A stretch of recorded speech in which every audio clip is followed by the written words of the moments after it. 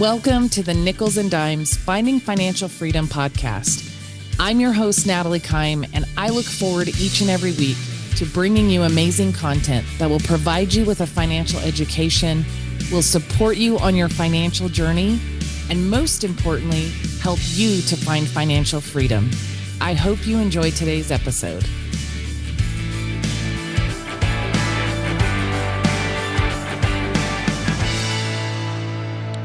Welcome to the Nickels and Dimes Finding Financial Freedom podcast. I'm your host, Natalie Kime, and today I invited my friend and business partner, Tim Parnell, to talk a little bit about investing in precious metals. Why did I want to bring this topic to the table? Well, as Tim and I meet with clients in our industry, we often get questions about some of the, I don't know if they're necessarily non-traditional options for investing, but things like crypto. We have clients that may have money in crypto or may be looking to get into crypto or precious metals. And so as those questions arise, I want to make sure that I'm bringing information through this channel in the podcast to give people not necessarily financial advice, of course, but just some more information about what to look into, what kind of questions you should be asking. And so that's the conversation that Tim and I are going to have today. So Tim, thanks for joining me. It's great to have you on the show again. Very good to be here. Thanks for having me. Yes, of course. So look, where I want to start is by letting the listeners know, precious metals is not a place that I have invested historically. I have any kind of significant holdings or anything like that. But again, as it comes up with, there's all different kinds of things happen with the economy. What's going to happen with the stock market? What's going to happen with the, my 401k? And then we have all of, the life insurance based products that we utilize through our business on a daily basis. But every once in a while, these questions pop up about, or you see when we're doing their financial needs analysis, getting a full look at their picture and what they have, that they have some crypto holdings or they have some precious metal. And so that becomes part of the conversation. And so the more I saw that, and Tim also goes live on TikTok. I join him 3 times a week, Mondays and Fridays, 9 a.m. Central, if you ever want to hop on there. But he talks crypto and questions you should be asking, things you should be looking at, not giving financial advice, but hopefully giving people resources that they can look into to make better decisions when it comes to those things. And so I began to ask him some questions about those areas myself. And as I was asking those questions, my interest got piqued a little bit more on, well, where would I even start? And so I just recently set myself up an account to purchase precious metals through a resource that Tim had found and shared with me, and decided I was going to start building a portion of my portfolio in precious metals. And so I've started very small. I received my first 2 baby silver coins this week, is what I call them, my little babies.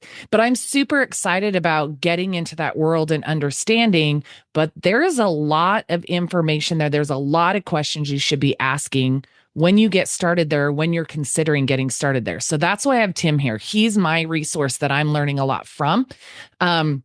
So Tim, give us a little bit of a background. Like, how long have you been investing in precious metals, and why did you decide that that made sense for yourself and your family? Because I know for you, it is a more significant portion of your overall portfolio. So let's start with just some background there for you.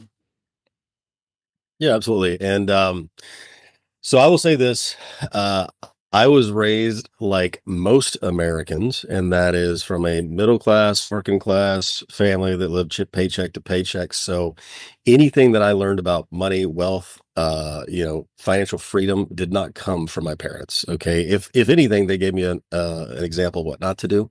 And that's Right. no disrespect. That is just reality of where we come from. Right.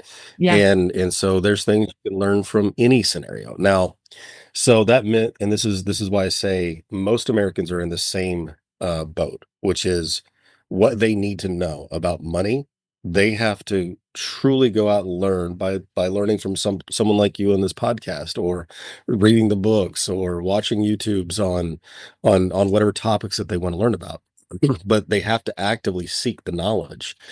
But knowledge is not power. Applied knowledge is power, right? So there has to be at some point that you're willing to take what you've learned and actually apply it. So how does that apply to silver? Well, in 2015, we were going through a very strange economic semi-rebound because we'd gone through the 2008, 2009 collapse.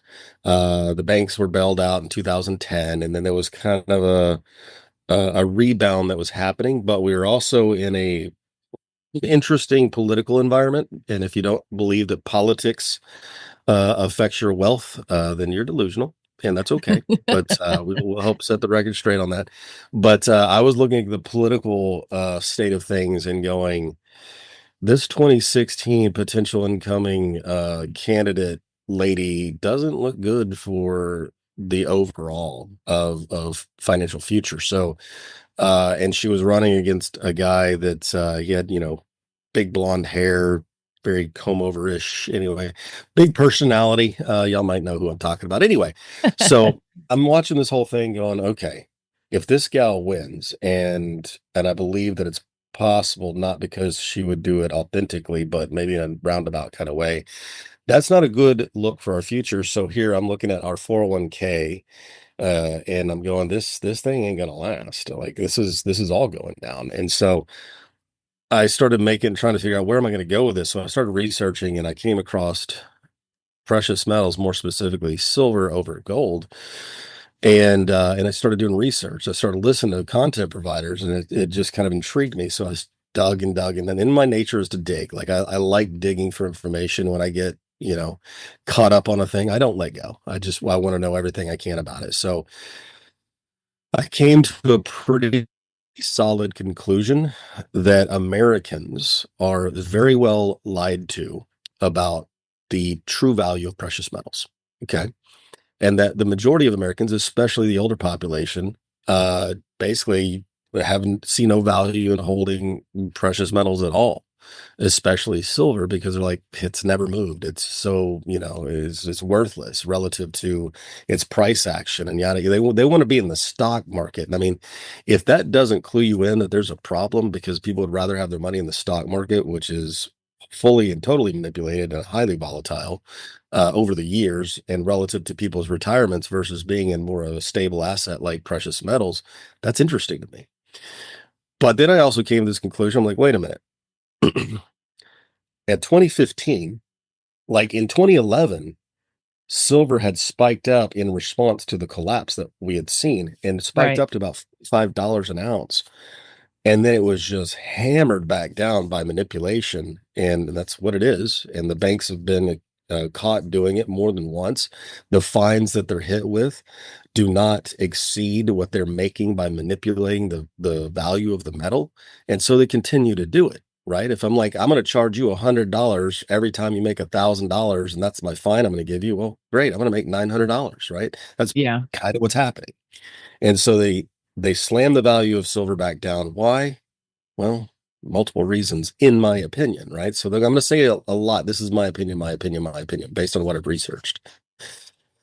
But what you get is the banks are saying, well, if we let the true value of silver and or gold be realized, people will flood their money from the assets that we want them in, that boosts everything up and artificially, props everything up. And they'll actually go to real value assets like precious metals. And so the best way to keep people disinterested is to make it uninteresting by suppressing the value. And they did it with gold for years, and they kept trying and trying and trying. And as we know, they've kind of lost that battle. Gold has now doubled in value in the last 3 to 5 years, and it's still got upside ahead of it. Silver is still highly suppressed. Okay, so I bought my first batch of silver in 2015 after it dropped from $45 an ounce down to $14 an ounce just 4 years later, which is insane. Okay. And I'm going, okay, I can buy this silver for, a third of what it was valued at just a few years prior. And now I've got a physical asset in my possession. So let's talk about that. Physical in your possession metal. What's the difference between that and holding it off-site or being in a IRA or investment account that holds precious metals? What's the difference in all that? Yeah. I will tell you. There is what we call ETFs, exchange traded funds. And if you go to usdebtclock.org, I'm not sure if I'll pull it up, but anyway, if you go to usdebtclock.org, it's one of the better resources to help you understand what's going on here. But it will show you that there are 380 to 1 paper ounces of silver to physical ounces. What does that mean? It means that an ETF, an exchange traded fund, is a digital representation of the actual. And so when your IRA is invested in precious metals, it's not. It's invested in an ETF, a representation of a physical precious metal. Okay. I don't care which way you want to flip it. You can't ever argue with the reality that that's a 380 to 1 fake, is what I call it, digital representation of the physical. Why is that important? Because that's how highly manipulated this asset is. It's a 381x manipulation. That's what it is, right? So Yeah. I always ask the question, what if there's a scenario? And I mean, who knows what the scenario would look like, if it would even happen, but what if there's a scenario where the manipulation factor of the 380x to 1 no longer was in play? What would then happen to any asset that was the manipulation ratio? And you would say, well, then the value should go up 380x, right? Right.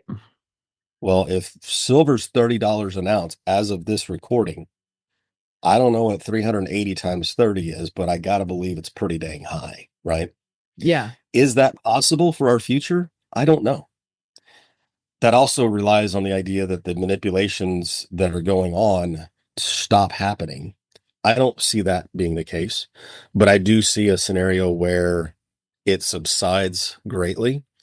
And so now you're dealing, and why does that matter? Because silver and or gold are biblical metal, right? They've been around for thousands of years. They are the ancient metal of wealth. Okay. Yeah. Both of them. Now, gold more than silver, but there's an interesting correlation between the two and why one might actually be worth more than the other in the industrial age and then where we're at now, and even the technology age that we're in. So we look at the ancients, we look at the Egyptians, gold's everywhere. Okay. Romans, the Roman currency used to actually have physical precious metals in their currency. It's what it was made with. Some speculate that the Roman Empire fell not too long after they replaced their metal, their precious metal currency, with not precious metal like tin and copper, whatever. And so they started giving not real metal to the people, and then they say that not too long after that the Roman Empire fell, and there's a correlation there. I disagree. I don't think it fell. I just think it moved to DC, but that's a topic for a different. And what did we do in America? The same dang thing. We literally had silver dollars, right? Yeah. We had silver dollars. We actually had money that was made of real precious metals. We could even have silver certificates that we could trade in for actual precious metals. You could go to the bank and you could give them a piece of paper, and in return, you would get the amount of money or amount of weight in silver and gold that that piece of paper said it was worth, right? That's an actual true sovereign economy. Yeah. We haven't had that since before the 1970s, but definitely since the 1970s when Nixon effectively took us off the gold standard. All right. And we just went to fractional reserve system and a fiat based financial system, which means your dollar, the value that your dollar holds is based on the faith in your government. How Yeah. much faith in your government do you have right now? Right. Yeah. So I'm building this narrative for you to understand why is precious metal important to hold, because of everything that I'm saying. We have history, ladies and gentlemen. We have history to tell us what lessons we should learn about precious metals. It's why you've got ancient cultures on earth. I mean, people in Jordan and Lebanon and the Middle East actually wear their gold, not as a not as a fashion statement, but because the gold is wealth and they want it on their person at all times, right? Because Yeah. that's culturally the value that they hold in it. And yet in America, we only have gold and or silver as a jewelry, not Yeah. because we value it as a holding of wealth, right? That's how lied to we are, frankly. And so I go, well, what does that mean? We take all of this little miniature history lesson and go, what should we learn from that? Well, what we should learn in America is we are being lied to about the value of things. We value some things that should be valued less, and we devalue things that should actually have value, but it's all part of the manipulation factor that is happening right before us, right? And Yeah. so I'm not going to name the banks that I know for a fact are the ones that trade the value and paper value, the 380 to 1 ratio, the ETFs back and forth to suppress the value of silver. I'm not going to tell you which banks, but But without too much research. I'm guessing people could go and find that answer if they Oh wanted yeah, to. yeah. Without too much effort, you can figure that out on your own. Okay. But it's real. It's very real. And so people say, okay, Tim, you're going off on a rant about, this intentional manipulation, suppression of the value of metal.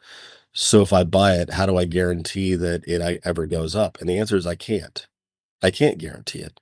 But let's talk about the factors that could actually lend itself to your metal going up. One of those factors is the value of the dollar going down. Can Yep. we agree that the dollar is buying you less today than it did a year or 4 years or 6 years ago? The answer is yeah.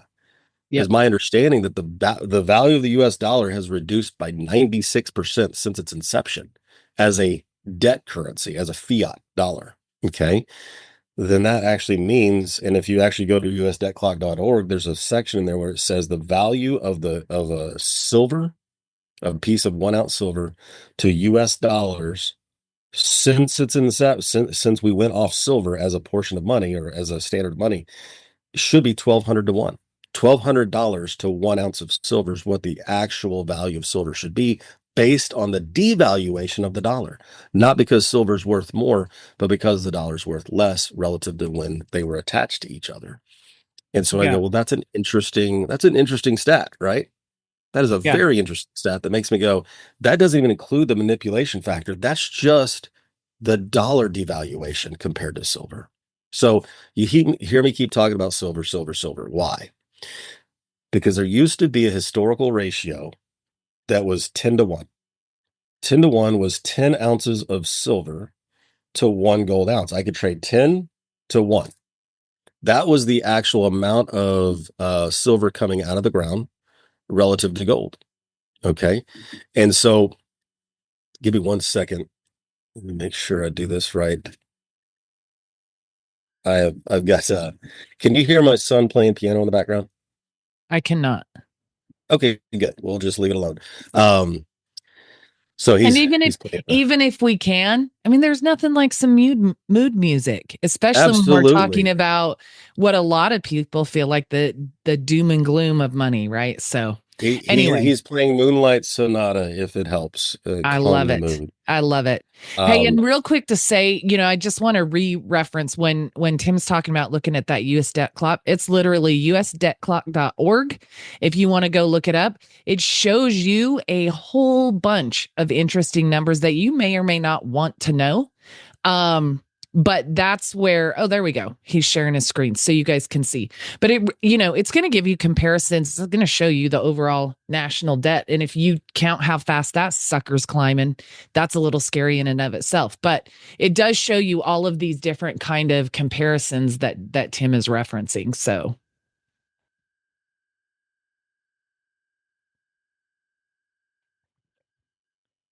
all right. So yes, just to give you a quick overview, right here is what I was talking about, the dollar to silver ratio. This is not about the manipulation factor. This is about the devaluation of the dollar compared to silver. This is back in 1913, a per ounce of silver was worth $2.64. $2 could buy a heck of a lot more back then than $2 is going to buy you today. So that means that devaluation, that $1,220 per ounce, that's about the devaluation of the dollar compared to physical mhm. metal. The 300 with the paper to silver ratio is that 380 to 1. Well, gold is also manipulated at 126 to 1, not as much as silver. So let's ask the question why, right? When I ask the question, why is silver more manipulated than gold? how necessary is silver in a society that leans heavily on technology and electric vehicles and clean energy and solar panels and all that? I mean, it's Good pretty point. dang significant, right? It's in Yeah. everything. Yeah. Good And point. so in order to keep the prices of these items that we use on a daily basis down, then they want to keep the value of silver down. But here's the problem. I was talking about the historical ratio of gold to silver was 10 to 1. That was a historical ratio. Now it's 90 to 1. Mm-hmm. That historical ratio is the amount of silver coming out of the ground compared to gold coming out of the ground. Back in 1913, we actually had silver mines. We had towns that were named after silver. Silvertown, Silver Mm-hmm. City, like they were everywhere. But now those same silver mines are shut down. They're not operational because silver has been suppressed in value ever since the turn of the century, effectively. And uh, so here we are 100 years later, those silver mines are not active. So how the heck do we have a 90 to 1 ratio of silver coming out of the ground when we don't have real active mines in America? There's maybe one or two in Mexico, and that's about it. Silver's a byproduct of mining for copper and pressure, or not copper, iron, gold, whatever, because there's a lot of copper, a lot of iron, whatever, but silver can be brought out of the ground by looking for those other metals. But silver isn't worth enough to actually have silver mines active again, Yeah. right? So I bring it back to how in the heck can we have a 90 to 1 ratio of silver to gold when we don't have active silver mines? That would suggest that we've got silver mines in every major city. Like it's wild to think about. Mm-hmm. We don't have that. That is how much suppressed silver is compared to gold and everything else to keep you and I from looking at it and going, oh gosh, maybe I should buy some silver right now. Maybe I should take some of my money out of my, this account or that account or this market or that market and go buy some silver because heck, it's actually valuable. So I contend this. If you go shopping, Natalie, at your favorite store, and when you normally walk through that store and you see things that you would normally like to buy and they're full price, but one day you walk in and they're, I don't know, 50% off or 90% off on Mm-hmm. sale, what would you do? Buy 10. Yeah, right? I'm like, oh, I'm going to buy them all, one in every color. Or if it's something that I could gift to people, I'm going to buy a handful of those. I'm going to be ahead on birthday presents, Christmas gifts. Yeah. I mean, you want to scoop those things up. Absolutely. So that is the attitude I have towards silver over gold. I had gold once it actually went up in value to what it was, what it is now, and I doubled. And I mean, I bought my initial gold at 1,300. It's at 2,700. That's doubling, right? Yeah. What did I do? I didn't sell it. I traded it for silver. That's trading your ratio. That means I can buy, I mean, even with the spot, 85 silver coins to one gold coin. When I first bought silver and gold, the ratio was closer to 40. I Yeah. can double the amount of silver I own today based on the gold I bought then. So if you own gold, I'm just suggesting to you, look into the idea of doing that. You're going to level up your silver holdings and you're going to buy a lot more with your gold. And when the ratio tightens back up, let's say 40, 30, 20 to 1, go get more gold, trade it back in, right? That can happen. Yeah. And some very wealthy ratio traders in the gold and silver sector who have been doing it for decades, that's exactly what they do. And you got to learn from the people who know how to do the thing, right? And so that's what I've been learning along the way. But you got to start somewhere too. If you don't have gold or silver, you kind of have to start. So let's talk about physical in your possession versus holding off site or whatever. I Well, feel like let go me ahead. let me stop and ask a couple of super basic questions that I Yeah, think let's go. somebody maybe listening to this the very first time might be like, what? Right? Which was a little bit me. I mean, I knew about silver, I knew about gold, I knew about, some of those general statistics, that you shared. But let's start. So you've kind of, I think, through giving the history and talking about what you've held yourself, I think you've kind of answered the question about, what are the main types of precious metal to invest in. Those main ones that are going to stand out that everybody's heard about, it's gold and silver. And I think, that walk you just took us on kind of identified, why silver versus gold. With that last part of the explanation you gave. But let me ask a couple of maybe basic questions people might be thinking. What's the difference between bullion coins and bars? And then I think another really good question is, okay, so when I get precious metals, like where do I store them? Am I keeping it in a safety deposit box? Am I keeping it under my bed, in between my mattresses?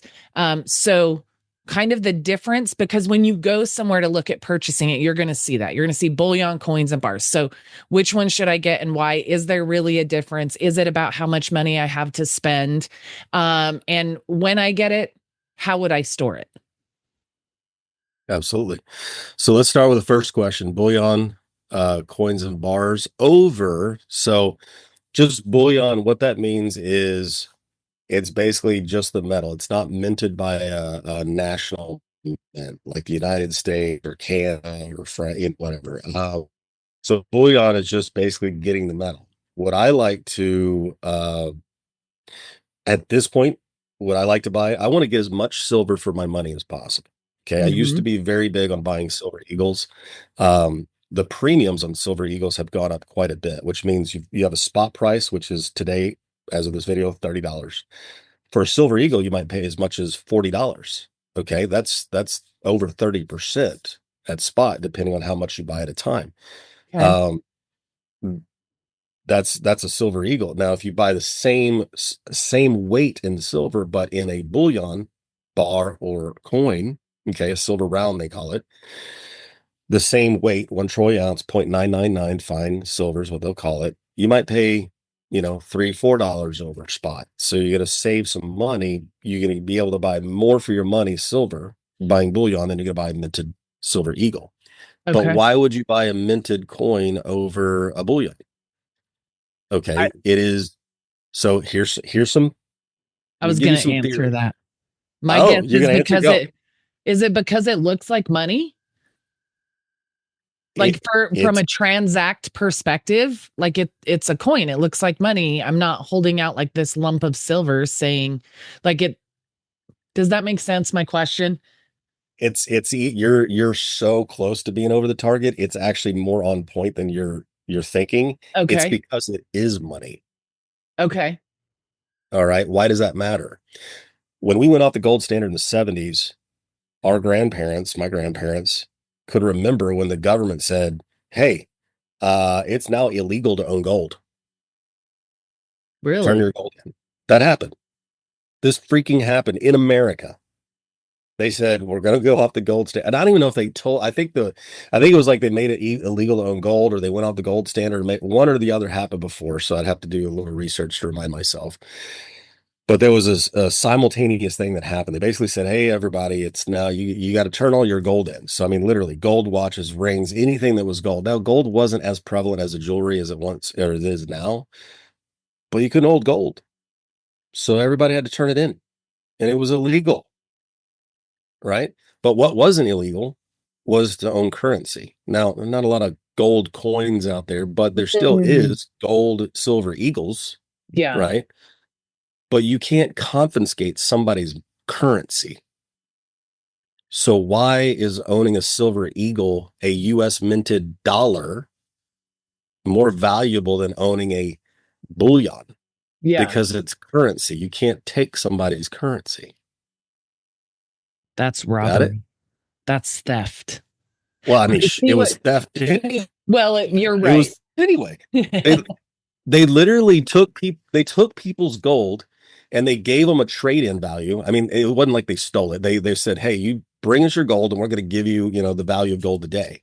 Well, that value was suppressed as the government does. Yeah. And then as much as they could, and they now had all the gold in their coffers, they turn around and jacked up the value of gold by like 2 or 3x, like something crazy where people are like, "Wait, what?" Yeah. Right? Now, not Like you everybody didn't give me complied with that much. some, Yeah, you didn't give huh? me that much. You didn't give me that much for it. How in the world could it be worth that much all of a sudden? Right? Right.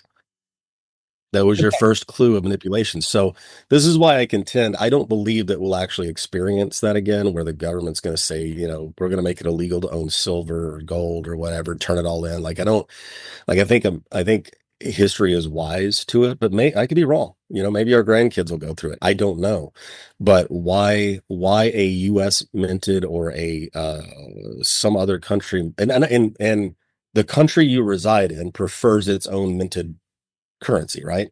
Mm-hmm. So if you're in Canada, you want a maple leaf. If you're in Great Britain, you want the British pound, right? If you're in South Africa, you want the Krugerrand. So there's also the Philharmonics in Australia. So each country has its own.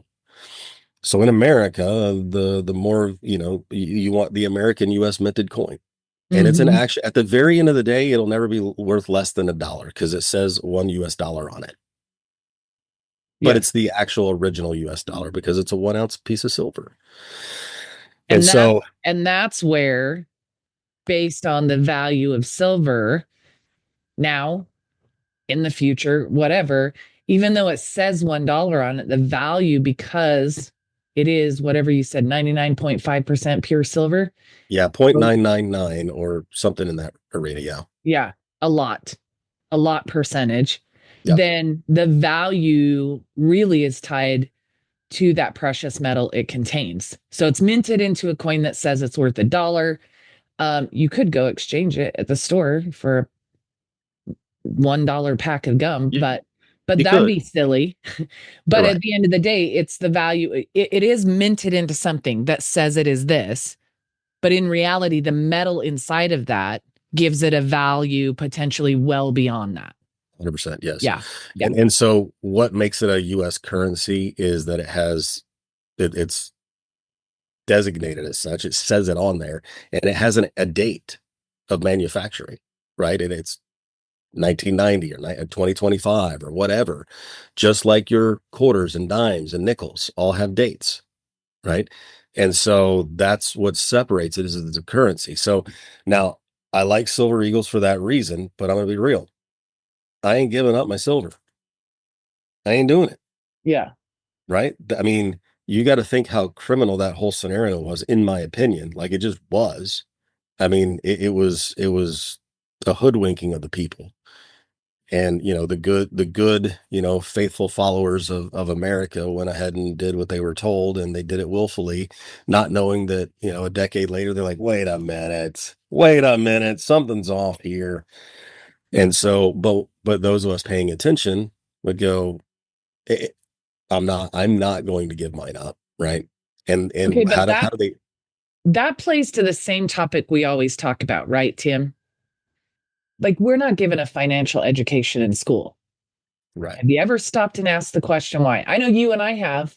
I know we talk about it with our clients all the time. The truth is, the less you know, the more you can potentially be taken advantage of. And, this isn't a political tirade. I mean, there's a lot of scenarios that runs into by people who just want to take advantage of you in general in the world, right? The less you know, the more easily you can be manipulated. And Yep. so that's part of why we aren't taught about some of the financial things that are available to us out there. Yet the wealthy and maybe considered more high status individuals, people in the government, people that own big businesses and stuff, they're utilizing things nobody ever tells us, the everyday Americans, about.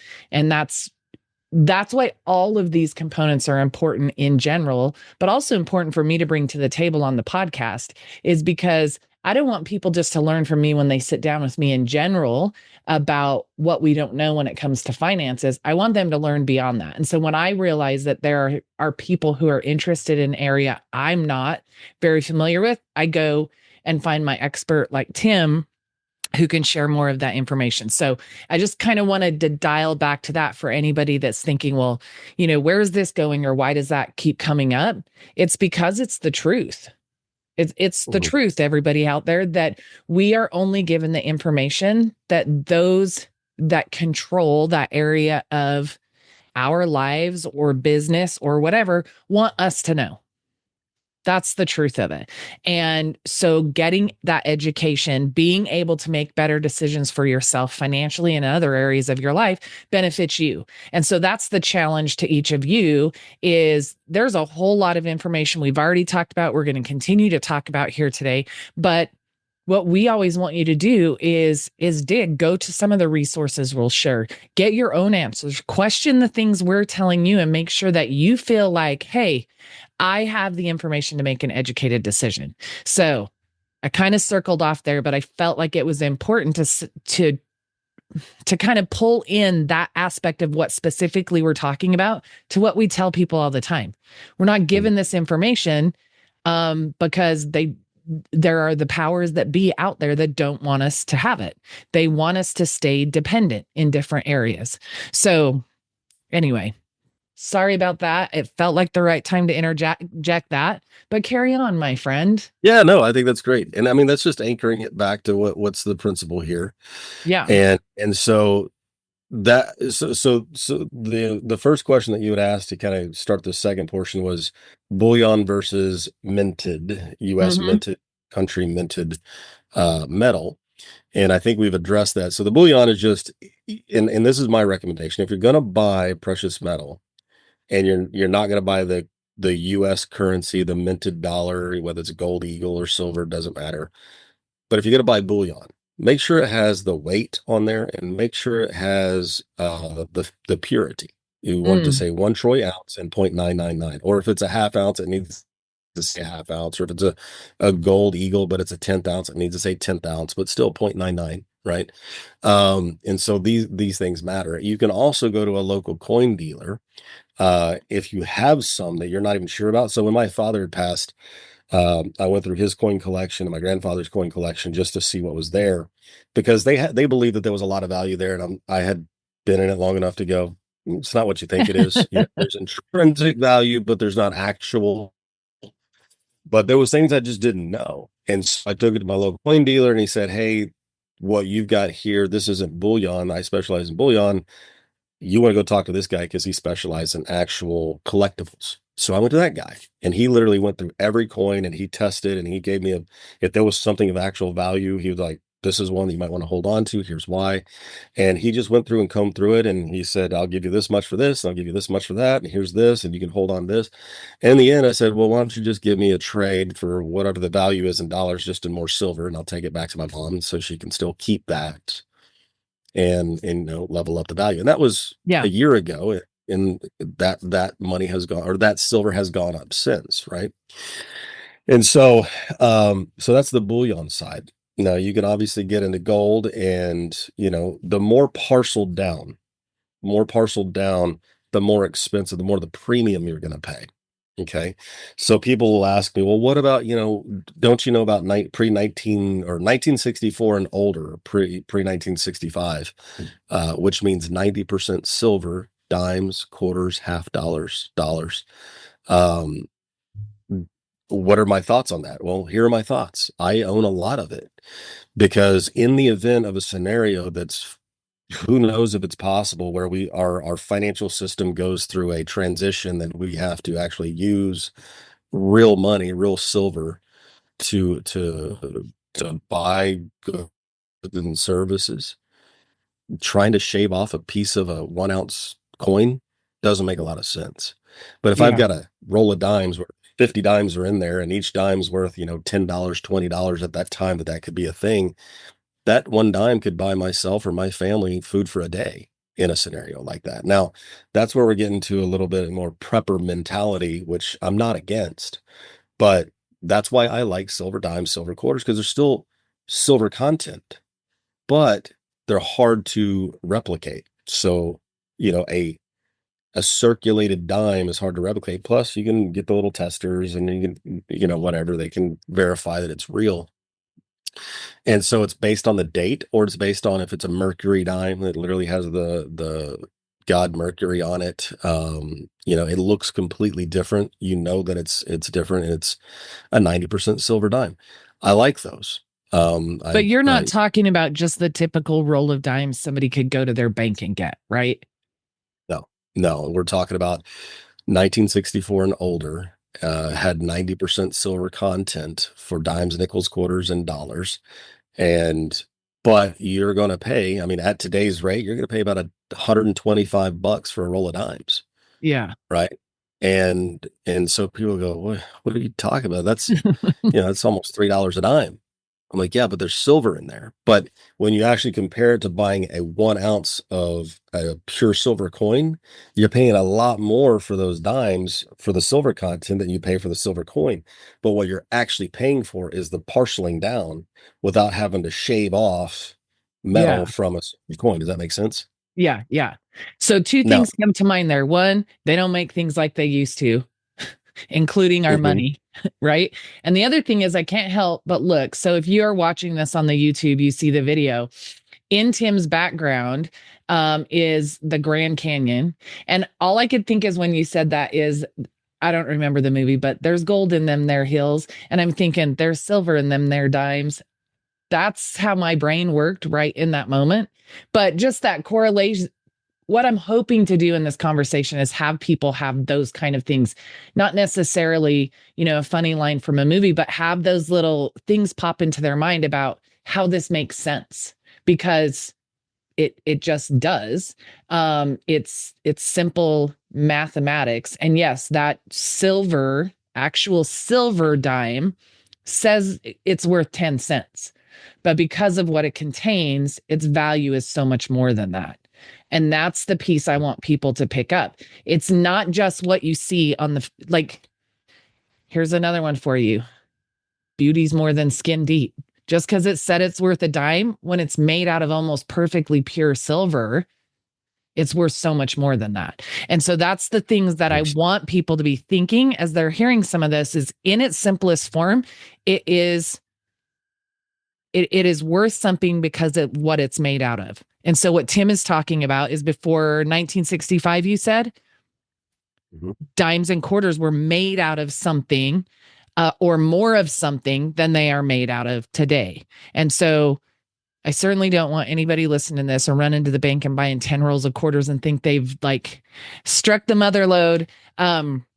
It is Now Pacific you could run to the thing, bank, but buy 10 rolls of quarters. You could comb through it and find a pre 1965, like a 1964 or yes. older quarter, and know that you've got yourself like a, I don't know, was that a $5 or $6 quarter? Yeah. That used to happen all the time. It's how most of that money got pulled out of circulation. Is the bank tellers would look at the date. A lot of them that were savvy would just replace it with their own quarter and put it in their pocket. But what was supposed to happen, it was supposed to be taken out of circulation. Hmm. But that's how they were taken out. They were, the banks are the ones that pull that stuff out. Yeah. Uh, the irony about the background being the Grand Canyon, which wasn't intentional, but you can't take rocks and dirt and whatever out of the Grand Canyon, right? Yes, And actually. one of the speculations is it contains one of the largest gold deposits that America has to offer. So much gold that, again, part of that artificial suppression is to say, well, if we knew how much gold we had, it would actually bring the value down. So we want to keep the value up. So it's a reverse, inflation of the value of gold based on what we could actually extract out of the ground. So they don't want people taking it. They don't want people discovering just I what there did not is. know that's why you couldn't, though. That's very interesting. And that's more theory based. I'm not going to sit here and stake my reputation on it. It's just when you get into reading on this stuff, you learn some things that kind of make you go, hmm. Yeah. But I wouldn't be you think, surprised, though, based on where it's located. You think about one of the biggest silver mines was in southern New Mexico, or a yep, couple of them, I think, were in different parts of New Mexico, but I think one of the bigger ones was in southern New Mexico. So I know there and a lot silver of gold panned mines, out of a lot of gold panned out of the copper Colorado mines. River. Yep. In Utah, Hmm. there were some big mines. So the fact that it's kind of in that area of the US, it wouldn't surprise me at all to hear that. But let me ask you this, Tim. So I have my two baby silver coins, but you know that I'm working on building an actual segment of my portfolio that's represented by precious metals. So Hmm. as I do that, what's the best way to store those precious metals? Do I want to take those coins out of the cases they came in?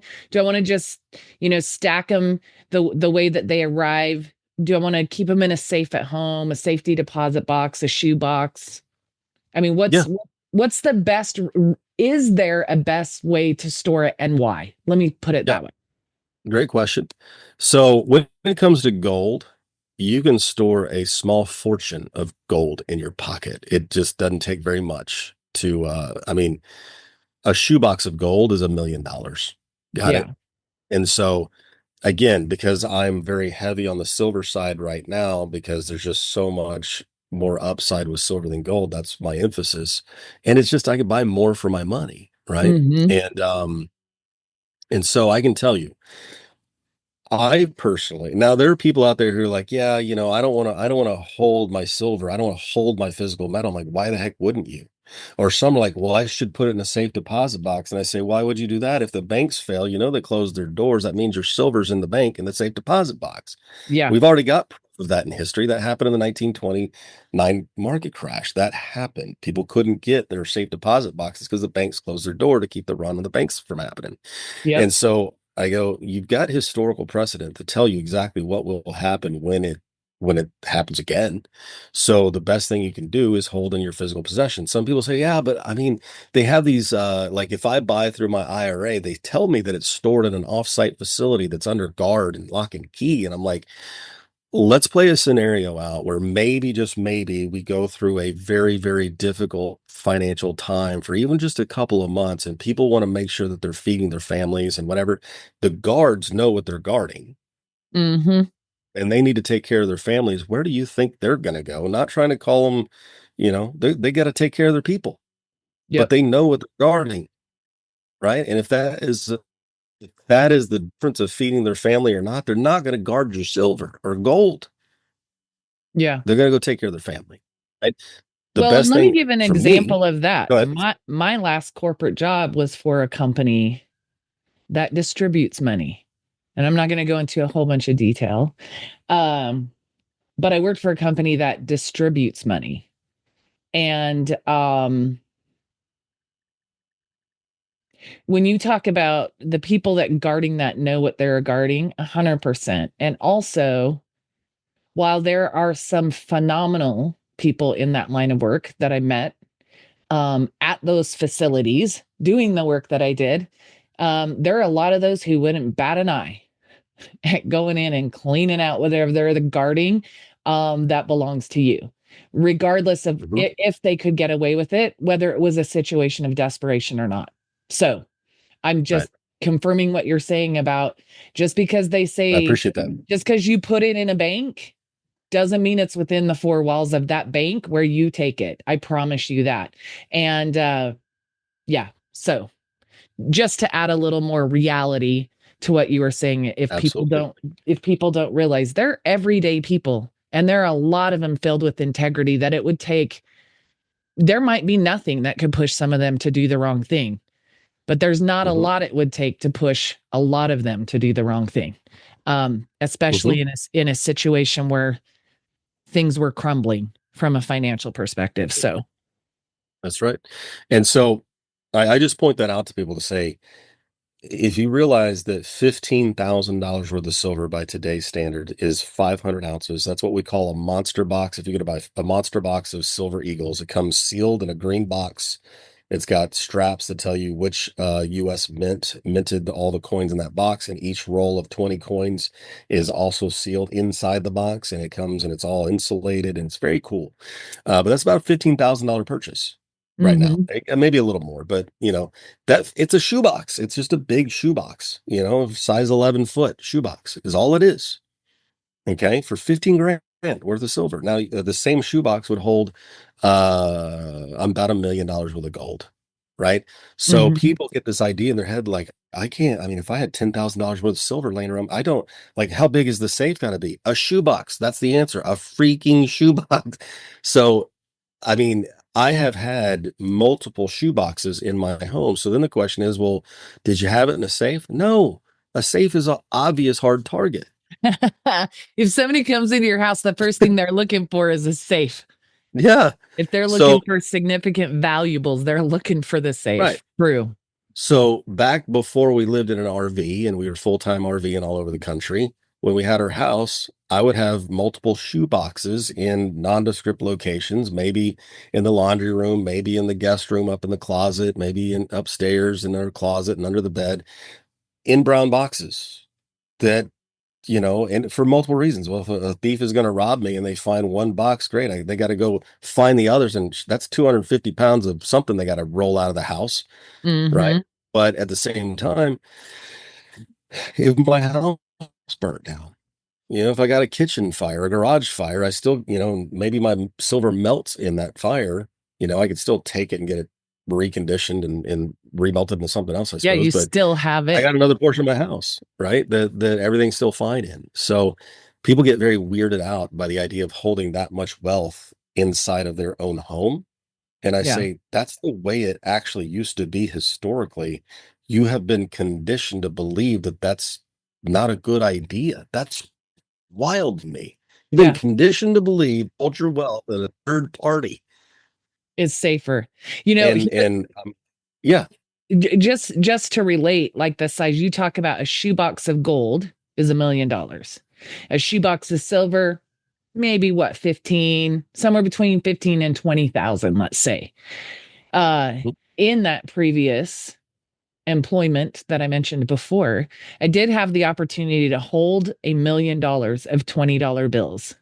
And it only almost took me to my ass because I was not expecting, right? Like it's paper $20 bills. I was not really, even though I could, first of all, it would take a large suitcase to be able to hold $1 million worth of $20 bills.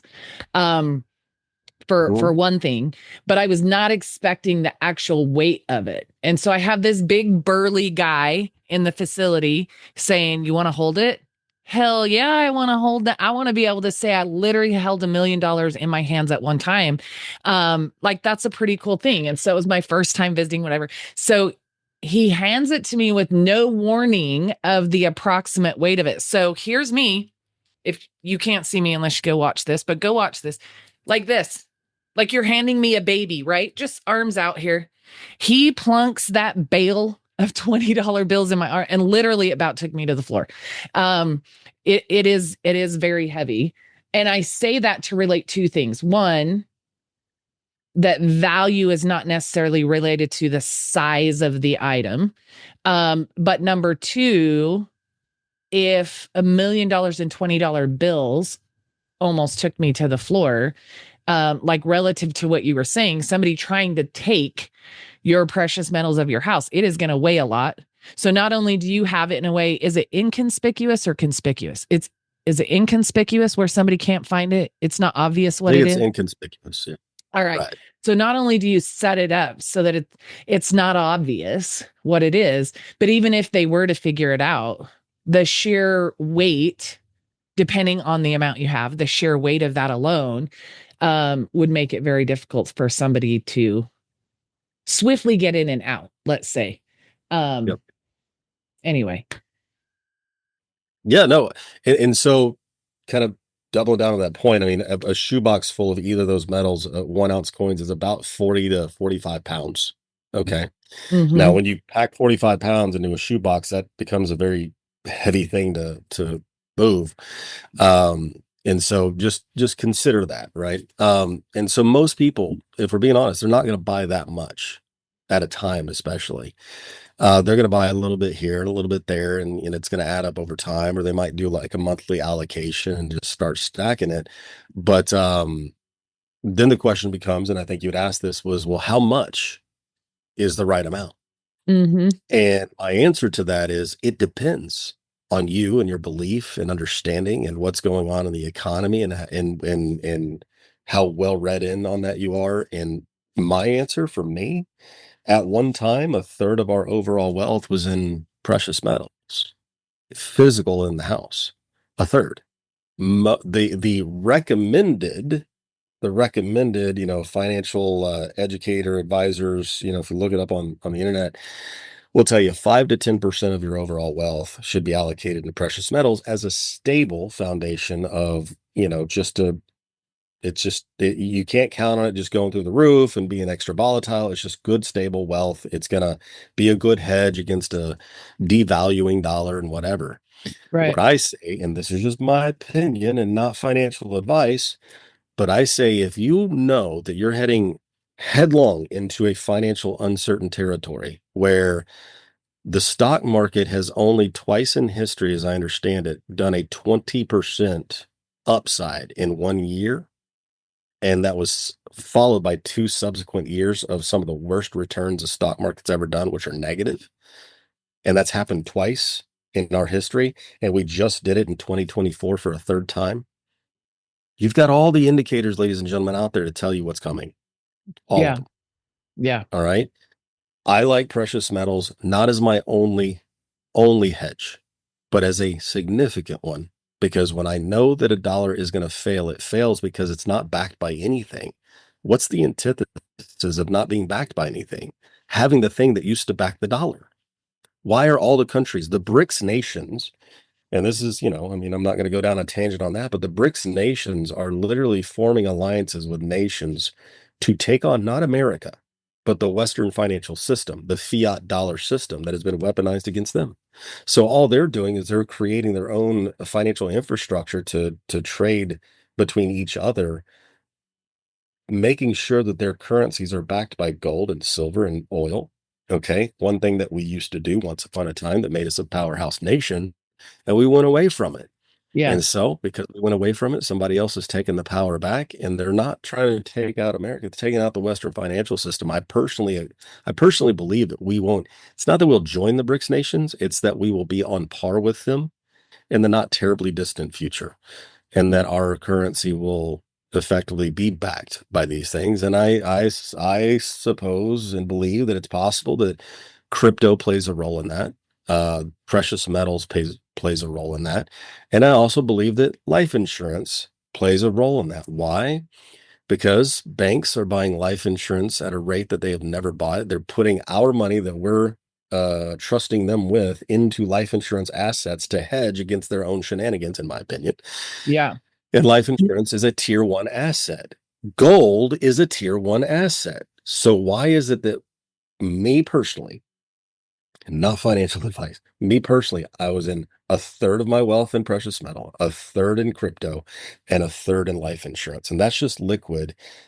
Life insurance represents the entire, a big old chunk of net worth and more worth, Mhm. more after death kind of thing. But the crypto's on the rise as of this video. It's on the rise. Well, I don't plan on staying in crypto. I plan on capitalizing on crypto, and I plan on diversing into the other two assets, gold and life insurance, Yep. to store, hedge against a collapsing, failing dollar and economy, and put it into an asset that has survived, proven it's been able to survive many market crashes and nations going down, right? It Yeah. is the financial backbone of the global financial system. If insurance collapses, you're going to wish you had gold and silver, Yep. right?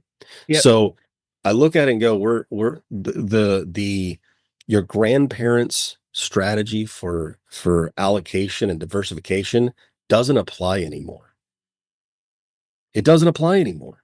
It used to be the dumbbell strategy was you got your two very solid, non-risky assets, and that's where you put 80% or like was it 70% and 70% or geez, 40%, 40%, and the 10% handle in the middle would be your high risk. So it would be like life insurance, gold and silver, and then crypto, right? That would be an example. Mhm.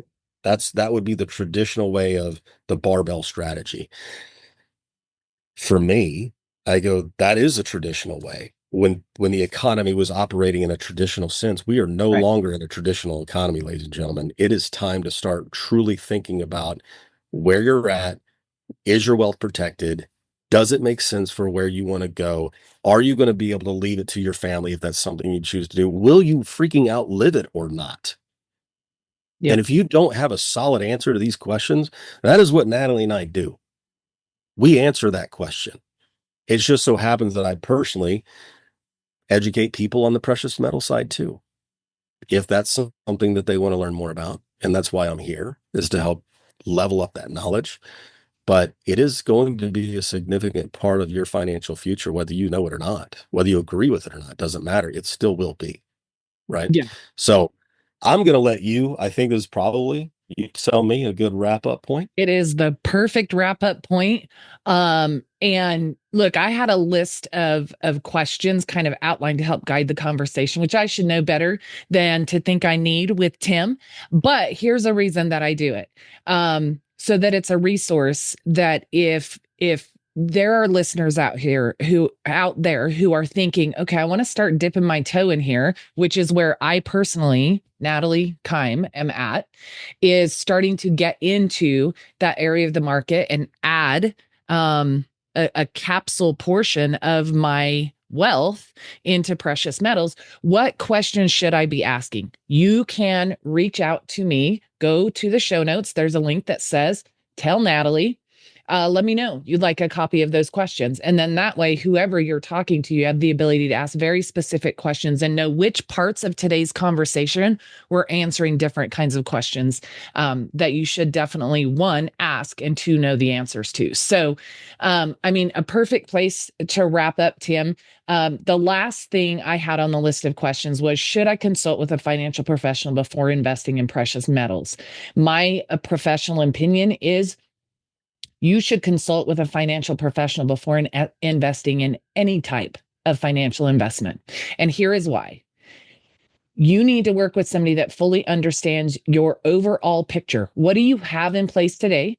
What is your timeline? And what financial goals do you have? What's most important to you? And then based on that information, they're going to be able to evaluate and make recommendations around every aspect of your financial portfolio, which is, again, what you should be looking for in that conversation. Not a quick fix product sell, but a process of education and connection to what it is you're trying to create. So the answer to that is yes, absolutely, you should. Tim, I'm super grateful for having you here. Like I said, Tim and I go live on TikTok every Monday, Wednesday, and Friday. We miss one once in a while if something pops up, as it does for everybody. But for the most part, you can find us live on TikTok as long as TikTok is around at 9 a.m. Central, Monday, Wednesday, and Friday. I am under the financial caretaker on TikTok. Tim, what is your TikTok handle? Nomad Life Insurance. There you go. So yes, we would love to have more conversations about, how life insurance can be used as an asset. Answer your questions about precious metals, which was our topic today. Crypto, your 401k, life insurance, living benefits, end of life coverage, whatever questions you have, we would love to have that conversation with you. But specifically about today, if you would like to meet with us regarding your financial plan and how precious metals might fit into your portfolio, please go to the show notes. And at the top, there's a link that says, tell Natalie what you enjoyed about this episode. Through that, you can send me a direct message that you would like to set up time to talk to myself and Tim, and we'll be happy to oblige that request. Also, if you'd like to research one of our preferred precious metal providers for potential purchasing options and to do some research, there's an affiliate link that will be in the show notes as well that you can utilize to do that. And of course, feel free to look at that link, make a list of questions you might have when you look there, and then reach out to sit down with Tim and I. Either way, we would love to help you along your financial journey wherever it is taking you at this time. So again, I want to thank you, Tim, for your time today. I want to thank the listeners for joining us on the Nickels and Dimes podcast. I'm your host, Natalie Kime, and I look forward to continuing to bring you amazing content each week that will educate you, support you, and most importantly, help you to find financial freedom. I look forward to having you listen again in the future. And until then, stay safe and take care.